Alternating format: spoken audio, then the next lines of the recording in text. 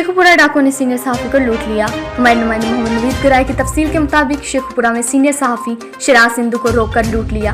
शेखोपुरा के जाने माने सीनियर सहाफ़ी शिराज सिंधु से डाकुओं ने 2 अदद स्मार्टफोन, 17,000 रुपये और मोटरसाइकिल छीनकर फरार हो गए। डाकू सहाफ़ी शिराज सिंधु को राइफल के बट भी मारते रहे। सहाफ़ी माशरे की तीसरी आंख होता है और ये अवाम की खिदमत बेलोस करते हैं। हुकूमत सहाफ़ियों के तहफ़्फ़ुज़ की तो बात करती है, लेकिन असल में ऐसा कुछ नहीं।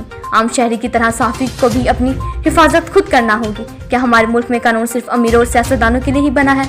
क्या कानून गरीबों के लिए नहीं बना? आम शहरी तो रोज लुटते हैं, आज डाकुओं से सहाफ़ी भी महफूज नहीं। कानून नाफिज करने वाले अदारों से मुतासर सहाफ़ी इंसाफ की अपील। आए मुतासर सीनियर सहाफ़ी शिराज सिंधु से पूछते हैं कि अफसोसनाक वाक़या इनके साथ कैसे और कहां पेश आया। जी शिराज, बताइएगा कि ये वाक़या कैसे पेश आया। जी सर, मैं 100 की मलियां तो वापस आ रहा सी अपने घर की तरफ।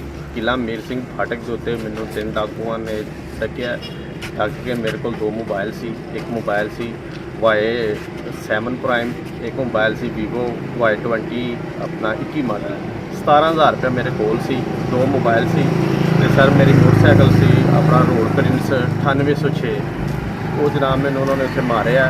उत्थे सर मैंने बट मारे ने, मेरे को सारिया चीज़ां खोलियां ने, खो के सर वो जरा फरार हो गए ने। अगों जो मैं उन्होंने कहा तो मेरे मजामत कर लगे तो सर मैंने गोली मार लगे सी। उत्थे आस पास लोग खड़े सी, मैं शोर मचाया तो वो जरा ना जी नस गए ने।